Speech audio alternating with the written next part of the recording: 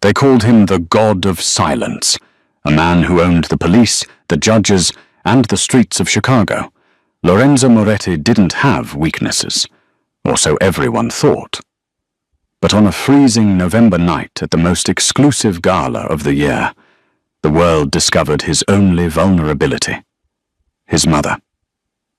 As the city's elite watched a cruel socialite force the confused elderly woman to her knees, Lorenzo did something terrified onlookers didn't expect.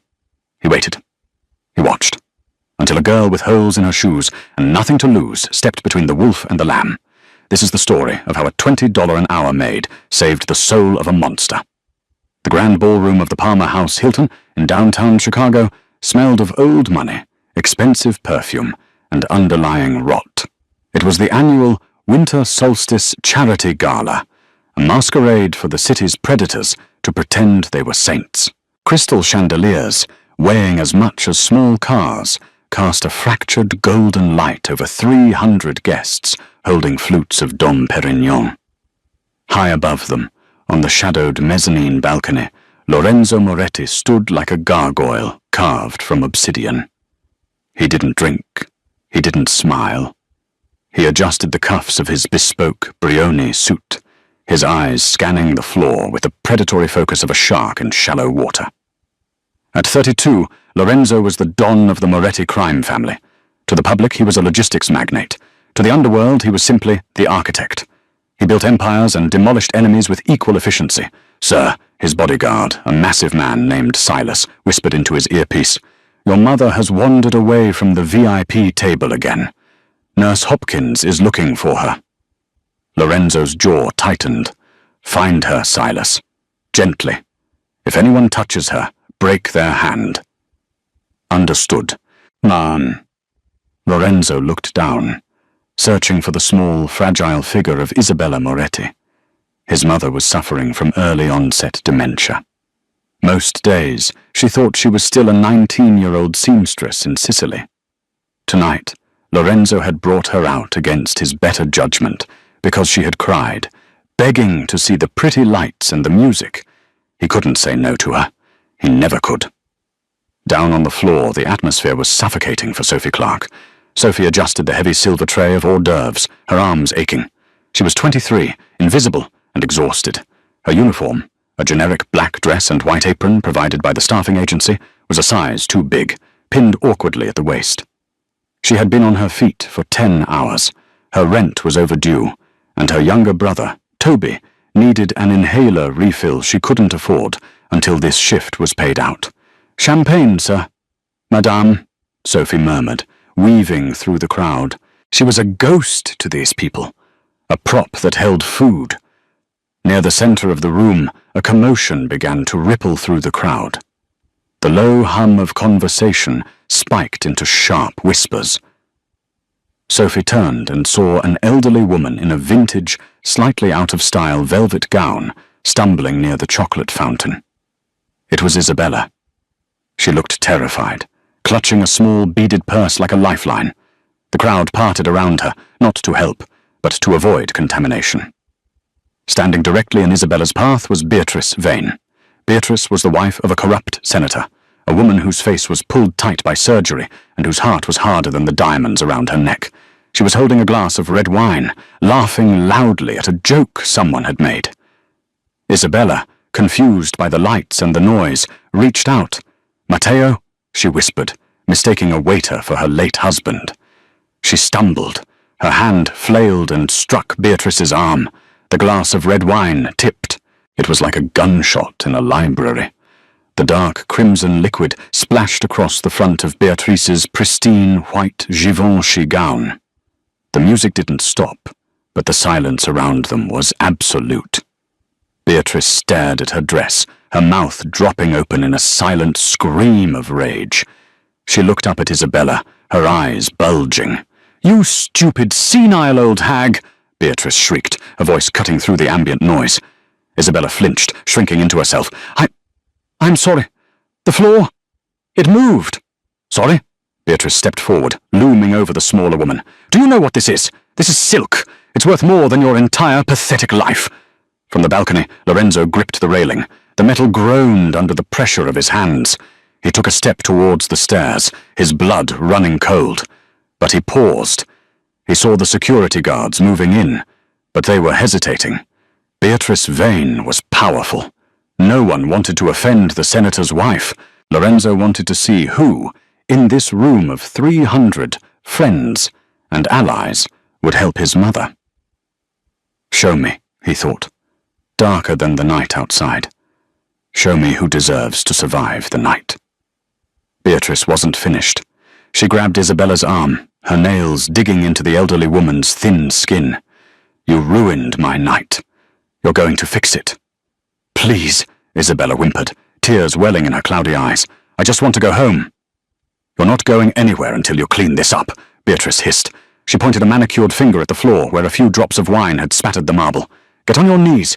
Use that rag you call a shawl. Wipe it up. The crowd watched. Men in tuxedos, women in pearls. They all just watched. It was a spectacle to them. A game. I said, get on your knees. Beatrice shoved Isabella. Isabella's knees buckled. She began to sink toward the cold, hard floor, sobbing softly. I'm sorry. I'm sorry. Lorenzo felt a rage so pure it nearly blinded him. He reached inside his jacket for the gun he wasn't supposed to have. He was going to kill Beatrice Vane in the middle of the Palmer House ballroom. Consequences be damned. But before he could move, a blur of black and white shot across the floor. Sophie didn't think. She didn't calculate the risk. She just saw her own grandmother in the terrified eyes of the woman being bullied. The tray of hors d'oeuvres hit a side table with a clatter, spilling crab cakes everywhere. Sophie sprinted the last 10 feet and slid between Beatrice and Isabella, just as the older woman was about to hit the floor. Sophie caught Isabella, wrapping her strong, work-hardened arms around the frail shoulders, holding her up. Don't you dare touch her, Sophie said. Her voice was shaking, but it was loud enough to be heard. Beatrice blinked, stunned. She looked at the maid as if a cockroach had just spoken to her. Excuse me? Do you know who I am? Get out of my way, you little servant. Sophie didn't budge. She could feel Isabella trembling against her chest, a bird caught in a storm. I don't care who you are, Sophie said, her heart hammering against her ribs. She's confused, she's scared, and you are bullying an elderly woman over a piece of fabric. Have you no shame? The gasp from the crowd was audible. A maid lecturing Beatrice Vane? It was social suicide. Beatrice's face turned a violent shade of red. Manager, she screamed. Where is the manager? I want this girl fired. I want her arrested. The hotel manager, a sweating man named Mr. Henderson, came running over, my nun, looking pale. Mrs. Vane, I'm so sorry. Fire her! Beatrice shrieked, pointing a shaking finger at Sophie. And throw this old witch out on the street. Sophie tightened her grip on Isabella. It's okay, she whispered into Isabella's ear, ignoring the screaming socialite. I've got you. Nobody is going to hurt you. Beatrice, fueled by the lack of immediate obedience, grabbed a glass of champagne from a passing waiter who had frozen in the chaos. You want to help the trash? Then you can smell like it too. With a vicious sneer, Beatrice threw the champagne. Sophie saw it coming. She spun around, shielding Isabella with her own body. The sticky, cold liquid hit Sophie squarely in the face and chest, soaking her hair and dripping down her apron. She gasped from the shock of the cold but didn't let go of Isabella. There, Beatrice laughed, looking around for validation from her peers. Now the help matches the hag. Sophie wiped champagne from her eyes. She stood tall, dignity radiating from her despite the mess. She looked Beatrice dead in the eye. If making me wet makes you feel powerful, ma'am, then I feel sorry for you. Your dress is ruined, but your character was clearly ruined long before tonight. Silence. Absolute, terrifying silence. Beatrice raised her hand to slap Sophie. You insolent, Beatrice.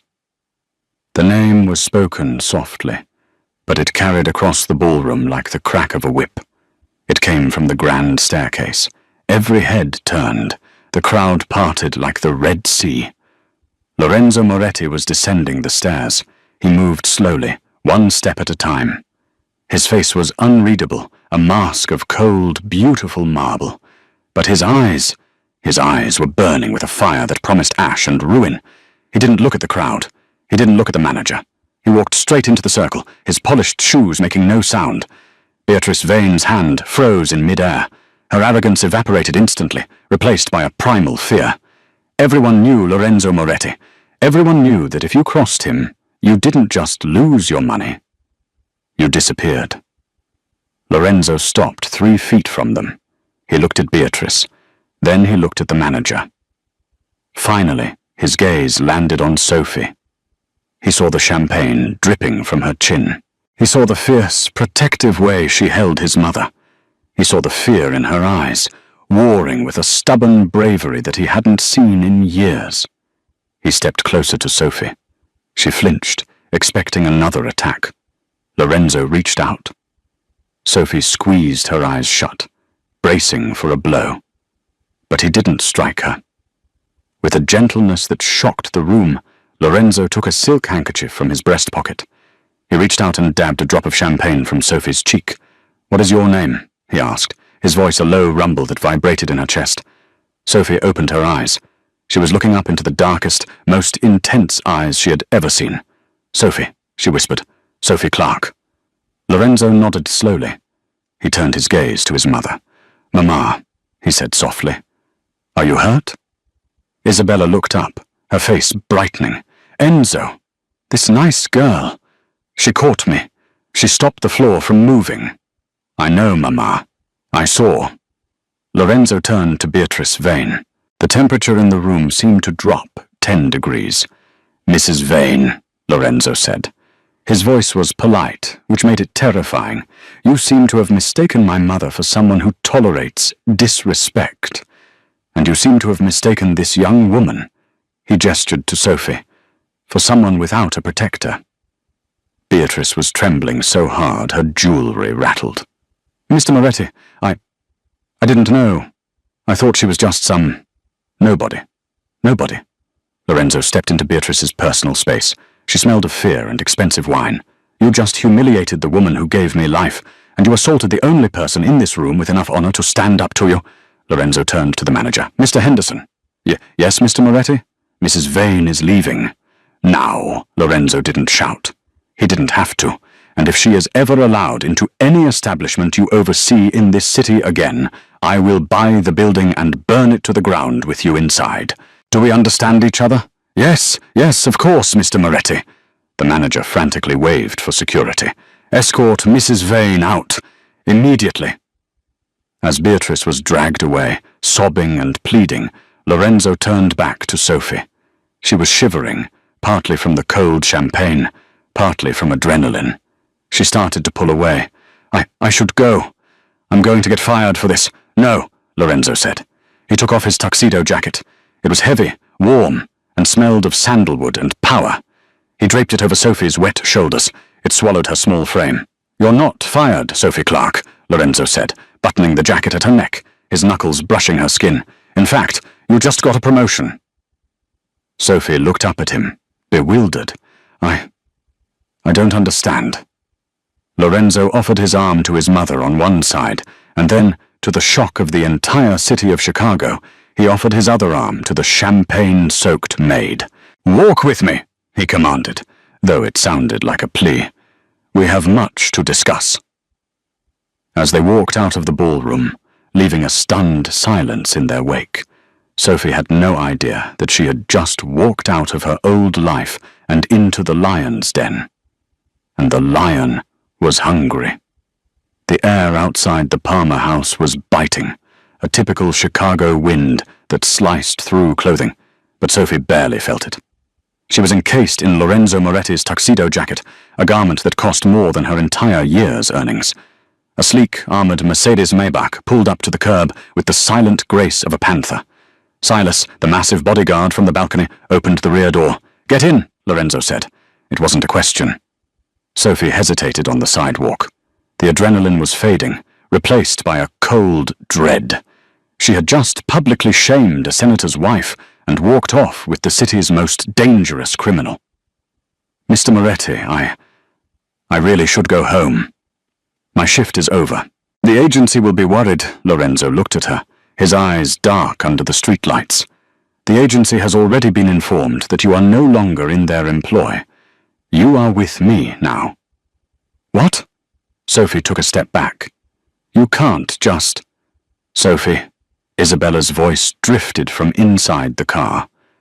The elderly woman was already seated, wrapped in a cashmere blanket Silas had produced. Please, dear. The dark scares me. I need someone to hold my hand. Sophie looked at the old woman. Isabella's eyes were wide and pleading. Then she looked at Lorenzo. His face was impassive, but his hand was holding the door open, waiting. My brother, Sophie said, her voice small. I have to get home to my brother. He's sick. He's waiting for me. We will handle it, Lorenzo said. Get in the car, Sophie. Sophie realized she had two choices, run and likely be hunted down, or get in the car and see where this rabbit hole went. She looked at Isabella again. With a sigh of defeat, she climbed into the back seat. The interior of the car smelled of rich leather and scotch. Lorenzo slid in beside her, the door closing with a heavy, pressurized thump that sealed them off from the world. As the car merged into traffic, silence filled the cabin. Sophie sat stiffly, her hands folded in her lap, stained with sticky champagne. Isabella immediately reached out and took Sophie's hand, humming a soft Italian lullaby. Lorenzo watched them from the opposite seat. He was analyzing Sophie, dissecting her like a complex business deal. He saw the scuffed black shoes, the red, chapped knuckles of a girl who scrubbed floors for a living, and the hollows under her cheekbones that spoke of skipped meals. Why did you do it? Lorenzo asked suddenly, breaking the silence. Sophie jumped slightly. Do what? Step in. You knew who Beatrice Vane was. Everyone knows. You knew you would lose your job. Why risk it for a stranger? Sophie looked down at Isabella's hand resting in hers. She reminded me of my grandmother, she said softly. She had dementia, too. People treated her like furniture. Like she wasn't a person anymore just because her memory was fading. Sophie looked up, her eyes flashing with a sudden spark of defiance. It's not right. Nobody deserves to be humiliated just because they're confused. Lorenzo studied her. In his world, loyalty was bought, and altruism was a myth. People only acted when they had something to gain. But this girl, this starving, terrified girl, had thrown herself in front of a social predator for nothing. You have a fire in you, Sophie Clark, Lorenzo murmured. I like it. He pressed a button on the console. A glass partition slid up, separating them from the driver. Let's talk business. I'm a maid, Mr. Moretti. I don't have business with the head of the Moretti crime family. Lorenzo's lips quirked in a humorless smile. You know who I am. Good. That saves time. I need a caretaker for my mother. Sophie blinked. You have nurses. I saw them. I have employees, Lorenzo corrected. I have people who watch her to earn a paycheck. They are cold, clinical. They are afraid of her because they are afraid of me. Tonight, you were not afraid. You protected her. You treated her with dignity. He leaned forward, his elbows resting on his knees. I want to hire you, exclusively. You will live at the estate. You will be her companion. You will ensure she never feels scared or alone again. Sophie shook her head. I can't. I have Toby. He's 16. I'm his legal guardian. I can't just move into a mob boss's house. Bring him. Sophie froze. Excuse me? Bring the boy, Lorenzo said, as casually as if he were ordering coffee. The estate is 10 acres. There is plenty of room. I assume he is still in school. We have a driver who can take him. And if he is sick, as you said, my private physician is one of the best in the country. Sophie's heart hammered against her ribs. It was a deal with the devil. She knew it. But she thought of the stack of final notice letters on her kitchen counter. She thought of Toby's wheezing at night because they couldn't afford the good inhalers. She thought of the leaky roof in their apartment in the bad part of town. How much? She asked, her voice trembling. Lorenzo didn't blink. $10,000 a month, plus room, board, and all medical expenses for your brother. Sophie's mouth went dry. 10,000. That was more than she made in 6 months. It was freedom. It was safety. But it was also a trap. What's the catch? She whispered. Lorenzo's eyes locked onto hers, intense and possessive. The catch is that you belong to the family now. You live in my house. You follow my rules. And the most important rule is simple. What happens in the Moretti estate stays in the Moretti estate. You see nothing. You hear nothing. You speak to no one outside without my permission. He extended a hand. Do we have a deal, Sophie? Sophie looked at his hand, large, manicured, dangerous.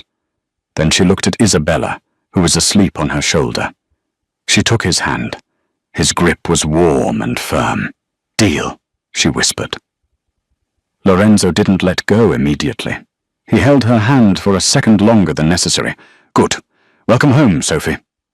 The Moretti estate was not a house. It was a fortress disguised as a mansion. Located in the affluent suburb of Lake Forest, it was surrounded by 12-foot stone walls topped with electrified fencing. As the car passed through the massive iron gates, Sophie saw men patrolling the grounds with German shepherds. They wore suits, but the bulges under their jackets were unmistakable. Is this necessary? Sophie asked, looking out the window. I have many enemies, Lorenzo replied simply. Safety is an illusion, unless you enforce it. The car stopped in front of a sprawling Gothic revival mansion made of grey stone. It looked imposing, almost haunted, backlit by the moon. Silas opened the door. We're here, boss. Lorenzo stepped out and helped his mother down. Isabella woke up, looking around confusedly. Are we in Rome, Enzo? No, Mama, we're home. Go with Nurse Hopkins. A stern-looking woman in scrubs was waiting at the entrance. She looked terrified as she approached Lorenzo. Sir, I am so sorry I lost her at the gala. We will discuss your incompetence later, Lorenzo said, his voice slicing through the cold air. Take her to bed. If she wakes up distressed tonight, you are fired before sunrise. The nurse paled, grabbed Isabella's arm, and hurried her inside. Lorenzo turned to Sophie. She was standing by the car, looking small and overwhelmed in the massive driveway.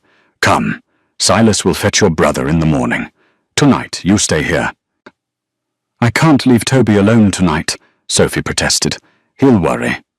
He has already been contacted, Lorenzo said, walking toward the massive oak front doors. One of my men went to your apartment. He gave Toby a phone to call you. He is safe. There is a guard outside your door right now. Sophie stopped dead. You sent men to my house?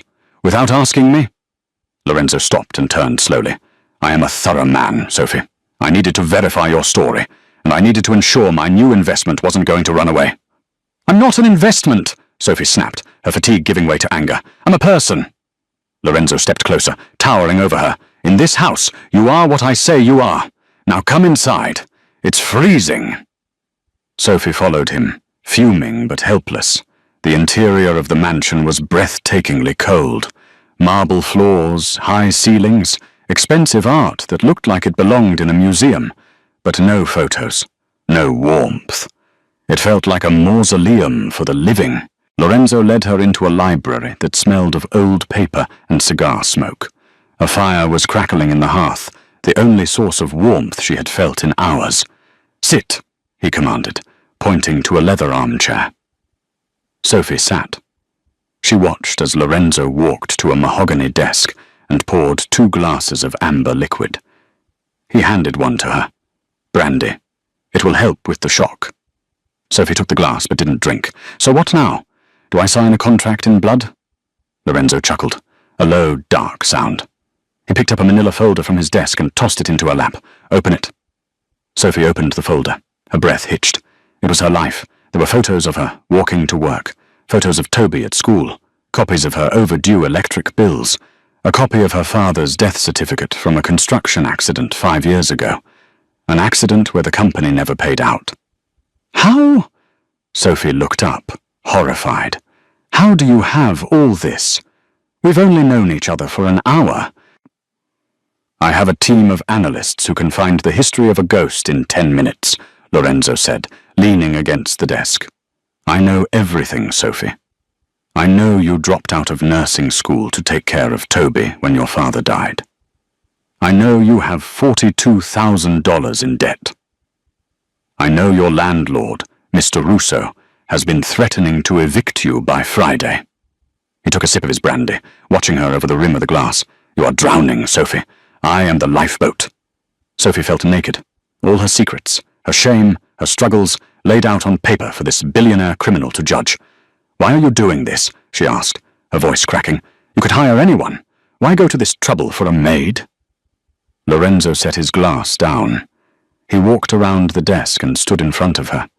He reached out and tilted her chin up, so she had to look at him. Because when Beatrice Vane threw that champagne, you didn't flinch, he said softly.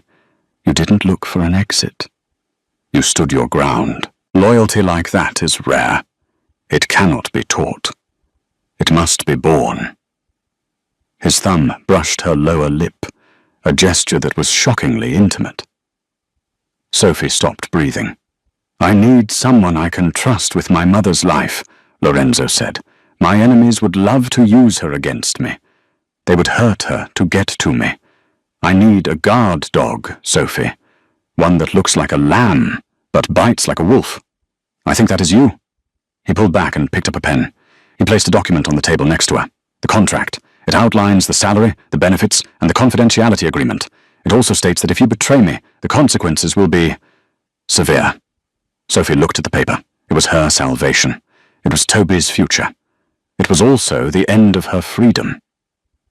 She thought of the cold apartment. She thought of Beatrice Vane laughing at her. She thought of the way Lorenzo had put his jacket around her. She picked up the pen. I have one condition, she said, her hand hovering over the paper. Lorenzo raised an eyebrow. You are in no position to bargain, but go ahead. Amuse me. I want to finish my nursing degree, she said, online, at night, when Isabella is asleep. You pay for the tuition. Lorenzo stared at her for a long moment. Then a genuine smile touched his lips, not the cold smirk from before, but something real. It transformed his face, making him devastatingly handsome. Done, he said. Sophie signed the paper. Welcome to the family, Lorenzo said. He took the paper and locked it in a drawer. Now, go to sleep. Your room is on the 3rd floor, 2nd door on the left. Do not wander. The motion sensors are active. Sophie stood up, her legs shaky. She walked to the door but paused. Mr. Moretti. Lorenzo, he corrected, his back turned to her as he poured another drink. Call me Lorenzo. Lorenzo, she tested the name. It felt heavy on her tongue. Thank you for the jacket. Good night, Sophie. Sophie walked out into the silent hallway. As she climbed the grand staircase, she didn't see the shadows moving in the corners. She didn't know that by signing that paper she had just put a target on her back. Lorenzo wasn't just hiring a maid. He was bringing a weakness into his fortress. And in the Chicago underworld, weakness was blood in the water. Inside the library, Lorenzo watched the security feed on his monitor. He watched Sophie enter her room and lock the door. He pulled out his phone and dialed a number. It's done, Lorenzo said into the phone. She's in. Dig deeper into her background. I want to know if she has any ex-boyfriends, any distant relatives, anyone who could be used as leverage against her. If there is anyone, remove them. He hung up and stared into the fire. The game had changed, and for the first time in years, Lorenzo Moretti wasn't sure if he was the player or the pawn. 3 weeks had passed since the night of the gala. The Moretti estate had a rhythm, one that Sophie was slowly learning to dance to. Her days were spent with Isabella. Surprisingly, the elderly woman flourished under Sophie's care. They spent mornings in the heated conservatory, pruning orchids.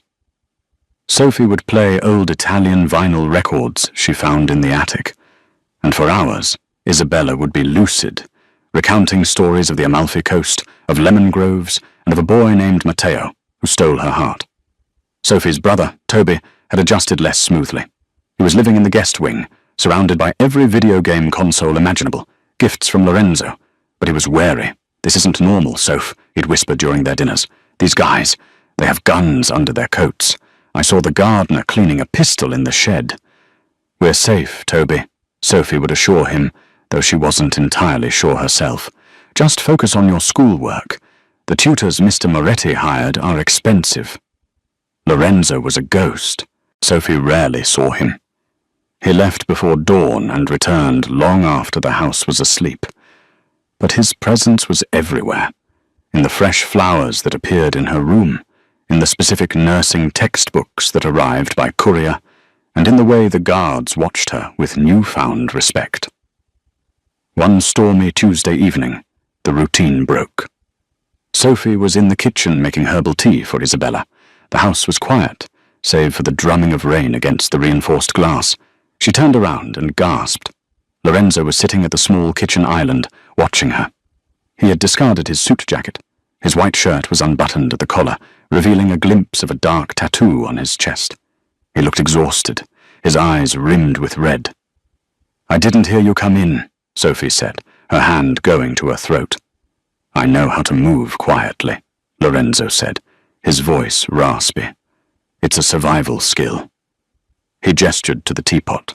"Is there enough for two?" Sophie nodded and poured him a cup. She slid it across the marble counter. He took it, his fingers brushing hers. The electric shock was still there, stronger than before. "How is she?" Lorenzo asked, staring into the steam. "She's having a good week," Sophie said softly. "She remembered your birthday is coming up. She wants to bake a cake. She keeps asking if you like lemon." Lorenzo looked up, surprised. "She remembers my birthday? She hasn't remembered that in 3 years." "She remembers how you felt," Sophie said. "She says you were always a serious boy, that you carried the world on your shoulders, even when you were 10. Lorenzo let out a bitter laugh. "She's not wrong. My father died when I was 10. I became the man of the house that day." He looked at Sophie, really looked at her. She was wearing a simple, oversized sweater and leggings, her hair in a messy bun. She looked domestic, warm, everything his life wasn't. "You look tired, Sophie. Is my mother too much trouble?" "No," Sophie said quickly. "I love her. She's the grandmother I wish I still had." But? Lorenzo's eyes narrowed. "I'm worried about Toby," she admitted. "He feels like a prisoner. He can't leave the grounds without an escort. He's 16. He wants to go to the movies, hang out with friends." Lorenzo took a sip of tea. "The Salvaro family has put a price on my head, Sophie. $5 million. If Toby walks out that gate alone, he will be snatched within the hour to get to me, or to get to you." Sophie went pale. "To get to me? You are important to my mother," Lorenzo said, his gaze intense. "That makes you a weakness, and my enemies exploit weakness." He stood up and walked around the island, crowding her space. The kitchen suddenly felt very small. "I told you, Sophie. You are in the spider's web now. You can't just fly away." He reached out and tucked a loose strand of hair behind her ear. His touch was scorching. Sophie forgot how to breathe. "But don't worry," Lorenzo whispered, leaning down so his lips were inches from hers. "I am a very possessive spider. I don't let anyone touch what is mine." The air crackled with tension. Sophie's heart pounded. She wanted to run. She wanted to lean in. Suddenly the kitchen door burst open. "Sir!" It was Silas, his gun drawn. "Perimeter breach! Sector 4!" Lorenzo's demeanor changed instantly. The tired man vanished. The Don appeared. His eyes went cold, his posture rigid. "Where?" Lorenzo barked, pulling a sleek black handgun from the waistband of his trousers. "The delivery entrance. They used a fake courier van." "Secure my mother," Lorenzo ordered, grabbing Sophie's arm. "You come with me. I'm not leaving you out of my sight." "But Toby!" Sophie screamed. "Silas has Toby. Move!" Lorenzo dragged Sophie out of the kitchen as the sound of automatic gunfire erupted in the hallway. Chaos engulfed the mansion. The alarms were blaring, a deafening, high-pitched wail. Lorenzo shoved Sophie into the library and kicked the heavy oak door shut, locking it. He pushed a massive bookshelf in front of it with inhuman strength. "Stay down," he commanded, forcing her behind the solid mahogany desk. "What is happening?" Sophie cried, covering her ears as gunfire echoed just outside the door. "An assassination attempt," Lorenzo said calmly, checking the magazine of his gun. "The Salvaros. They shouldn't have been able to get inside the gates. Someone let them in." His eyes were dark with fury. "Someone on my payroll sold me out." The door handle rattled violently. Then bullets began to chew through the wood, sending splinters flying. "Lorenzo!" Sophie screamed. "Quiet," he hissed. He moved to the side of the door, waiting. The wood gave way, and the door was kicked open. A man in tactical gear and a balaclava stormed in. Lorenzo moved like a viper. He grabbed the gunman's barrel, twisted it up, and fired 2 shots into the man's chest. The intruder dropped. 2 more men entered. Lorenzo took cover behind a leather armchair, returning fire. Bang! Bang! 1 man fell. The other ducked behind a sofa. "Give it up, Moretti!" the gunman shouted. "We have the boy!" The blood drained from Sophie's face. She stood up from behind the desk. "No! Sophie, get down!" Lorenzo roared. "We have the kid!" the gunman yelled. "Come out, or we bleed him!" Sophie didn't think. Instinct took over. She saw a heavy bronze bust of Julius Caesar on the desk. She grabbed it. While the gunman was focused on Lorenzo's position, Sophie hurled the bust with all her strength. It sailed over the sofa and struck the gunman squarely in the head with a sickening thunk. He collapsed without a sound. Lorenzo stood up, staring at her in shock. They have Toby!" Sophie panted, grabbing the gun from the dead man on the floor. She didn't know how to use it, but her hands were shaking with rage, not fear. "Where is he?" Lorenzo looked at her. This maid, this girl who cried over flowers, holding a semi-automatic weapon with the ferocity of a lioness. "Follow me," Lorenzo said. "Stay close." They moved into the hallway. Bodies of Lorenzo's guards lay on the floor. The air smelled of cordite and blood. They reached the main staircase. Below, in the foyer, 3 men were holding Toby. One had a knife to the boy's throat.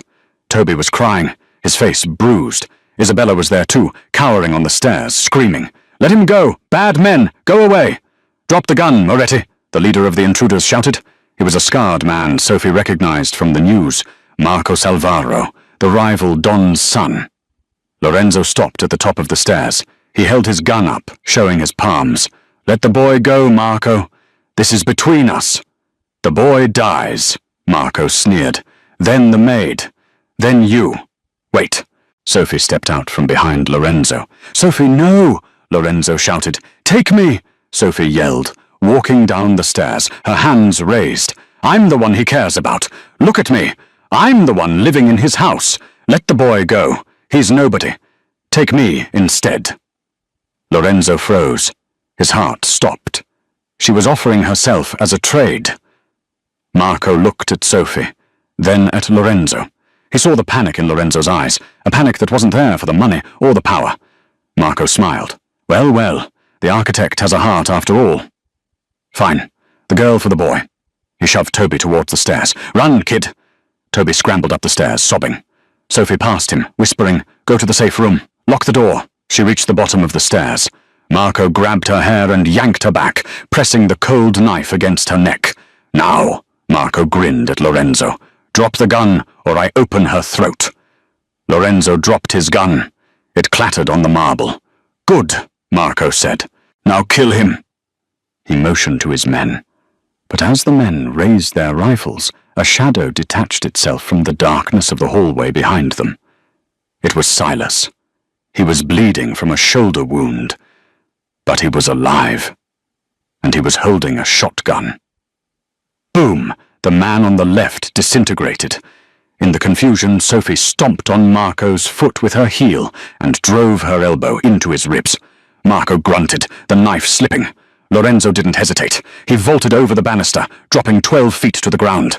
He landed in a roll and tackled Marco before the man could recover. The fight was brutal and short.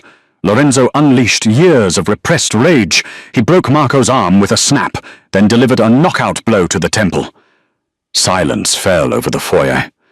Lorenzo stood up, breathing hard, his knuckles bloody. He turned to Sophie. She was standing there, shaking, a thin line of blood on her neck where the knife had nicked her. "Sophie," he breathed. He crossed the distance in 2 strides and pulled her into his arms.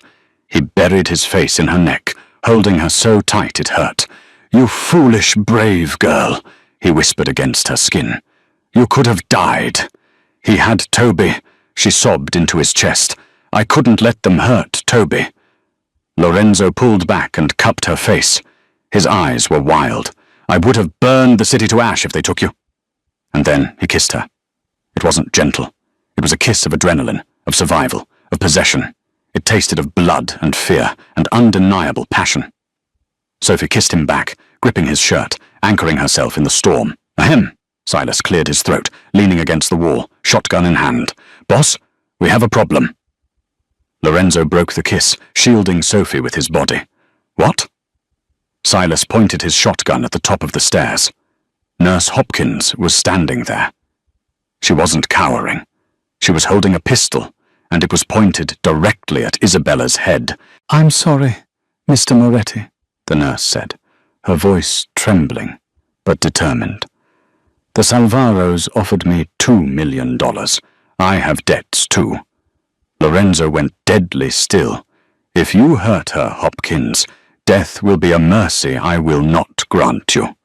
"Back off!" Hopkins screamed. "Open the front door. I'm taking the old woman with me." Sophie looked at Isabella. The old woman looked confused, but not scared. She was looking at Sophie. Isabella suddenly reached into her pocket. She pulled out the pair of gardening shears Sophie had lost 3 days ago. "Bad nurse," Isabella muttered. She jammed the shears into Hopkins' thigh. Hopkins shrieked and dropped the gun. Silas moved instantly, rushing up the stairs to secure the nurse. Lorenzo looked at his mother, then at Sophie, and he started to laugh. It was a dark, relieved laugh. "My women," he said, shaking his head. "They are more dangerous than my men." But as the adrenaline faded, Sophie felt her legs give out. The world spun, and darkness took her. When Sophie opened her eyes, the world was white and smelled of antiseptic and expensive lilies. She blinked, trying to clear the fog in her brain. She wasn't in her room. She was in a hospital room, but it was unlike any she had ever seen. The walls were mahogany, the linens were silk, and the view out the window was of the Moretti private gardens. She tried to sit up, but a sharp pain in her side made her gasp. "Don't move!" The voice was rough, like gravel grinding together. Sophie turned her head. Lorenzo was sitting in a wing-back chair beside the bed. He looked terrible.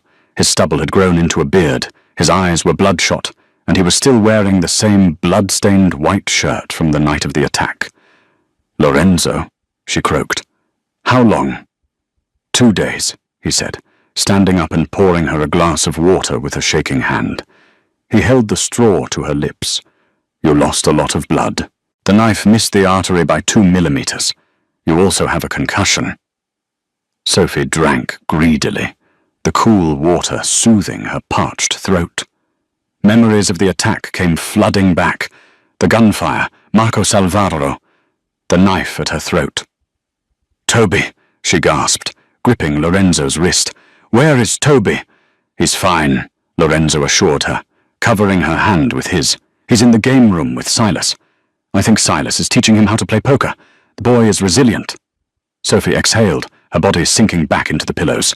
"And Isabella?" "She is currently baking cookies for the security team," Lorenzo said, a faint, weary smile touching his lips. "She believes she defeated the bad man with her gardening shears. She is very proud of herself."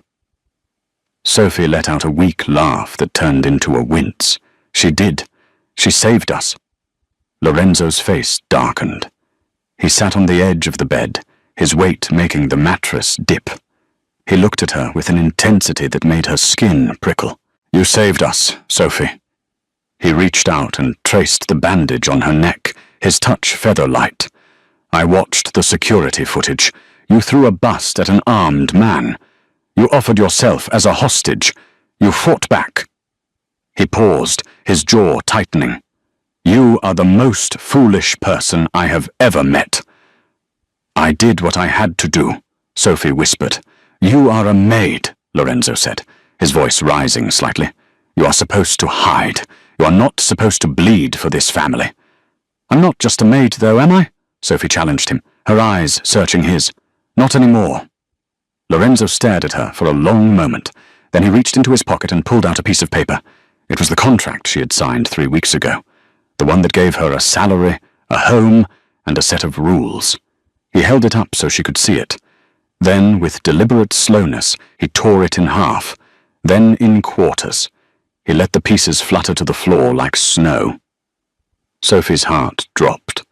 You're firing me? Panic rose in her chest. Lorenzo, please, I have nowhere to go. If this is about the danger, I don't care. I can't go back to that apartment. I can't. Sophie, stop. He grabbed her shoulders gently. I am not firing you. I am voiding the contract because it is an insult to what you are to me now. He leaned in close, his dark eyes burning with possessive fire. Employees are replaceable. You are not. Then what am I? Sophie asked, her breath hitching. You are my partner, Lorenzo said firmly. You are the woman who stood in the fire with me and didn't burn. I don't want a maid, Sophie. I have plenty of people to clean my floors. I want a queen. He took her hand and pressed a kiss to her palm. The Salvaros are gone. Marco is in a hole he will never crawl out of. Nurse Hopkins has been dealt with. The threat is neutralized. But my world is still dangerous. It will always be dangerous. He looked deep into her soul. I am asking you to stay. Not for the money. Not for the nursing degree. But for me. Stay and rule this city by my side. Sophie looked at the man who had terrified Chicago for a decade. She saw the monster the world feared, but she also saw the man who wiped champagne off her face, the man who loved his mother, the man who had sat by her bed for 2 days straight. She thought of her old life, the invisibility, the struggle, the cold. Then she looked at the man offering her the world. I have conditions, she whispered, a smile tugging at the corner of her mouth. Lorenzo laughed, the sound rich and genuine. Of course you do. Name them. Toby goes to a real high school. No more home tutors. He needs friends. Done. I'll have a security detail shadow him invisibly. Isabella stays with us. Always. No nursing homes. She is my mother, Sophie. I would burn the world before I sent her away. Granted. And one more thing, Sophie said, pulling him closer by his shirt collar. Yes? You have to promise to never wear that shirt again. It's ruined. Lorenzo smirked. I'll burn it. He leaned down and kissed her. It was a promise sealed in silence, a vow that from this moment on they were a united front. The architect had found his foundation 6 months later. The annual Winter Solstice Charity Gala had returned to the Palmer House Hilton. The ballroom was just as opulent as it had been the year before. The chandeliers sparkled, the champagne flowed, and the elite of Chicago gathered to gossip and posture. But this year the atmosphere was different. There was a nervous energy in the air. Everyone was waiting. At the top of the grand staircase, the music swelled. Ladies and gentlemen, the announcer's voice boomed. Mr. Lorenzo Moretti and Mrs. Sophie Moretti. A hush fell over the room. Lorenzo appeared at the top of the stairs, looking devastating in a midnight blue tuxedo. But no one was looking at him. All eyes were on Sophie. She was wearing a gown of liquid gold that hugged every curve, designed by Versace specifically for her. Her hair, once messy and pulled back, cascaded in polished waves around her shoulders. Around her neck sat a necklace of diamonds and emeralds that was worth more than the hotel itself. But it wasn't the clothes that made the room stop. It was the way she carried herself. Gone was the hunched, tired girl with the heavy tray. In her place stood a woman who radiated power. She held her head high, her eyes scanning the crowd with a cool, calculating intelligence she had learned from her husband. She descended the stairs with Lorenzo, her hand resting lightly on his arm. They moved as one entity. As they reached the floor, the crowd parted instantly. Respect and fear cleared a path. Near the chocolate fountain, exactly where the incident had happened a year ago, stood a familiar figure. It was Beatrice Vane. The senator's wife had managed to claw her way back into a few social circles. though her reputation was tattered. When she saw Sophie, she froze. Her glass of wine trembled in her hand. Lorenzo stopped. He looked at Beatrice, then down at his wife. "Do you want me to have her removed?" he murmured. Sophie looked at Beatrice. She saw the fear in the older woman's eyes. She saw the way Beatrice's friends were slowly inching away from her, not wanting to be caught in the blast radius. Sophie smiled. It wasn't a malicious smile. It was a smile of absolute pity. "No," Sophie said loud enough for the nearby guests to hear. "Let her stay. Everyone needs to see what the past looks like. I'm only interested in the future." She turned her back on Beatrice Vane. "Champagne, my love?" Lorenzo asked, signaling a waiter. "Please," Sophie said. The waiter hurried over. It was a young girl, no older than 20, looking terrified and exhausted, her apron pinned awkwardly at the waist. Her hands were shaking as she held the tray. Sophie saw her. She saw the holes in the girl's shoes. She saw the desperation in her eyes. Sophie stopped the waiter. "What is your name?" Sophie asked gently. "Jenny, ma'am," the girl squeaked, terrified she had done something wrong. Sophie took a glass of champagne. Then she reached into her clutch and pulled out a business card. It was thick, cream-coloured cardstock with the Moretti crest embossed in gold. "Jenny," Sophie said, "my grandmother needs a companion for the afternoons. It pays $30 an hour, full benefits, and we pay for tuition if you're in school. Call this number tomorrow." The girl's jaw dropped. Tears welled in her eyes. "Ma'am, are you serious?" "Dead serious," Sophie said. "Don't be late." Sophie turned back to Lorenzo, who was watching her with a look of pure adoration.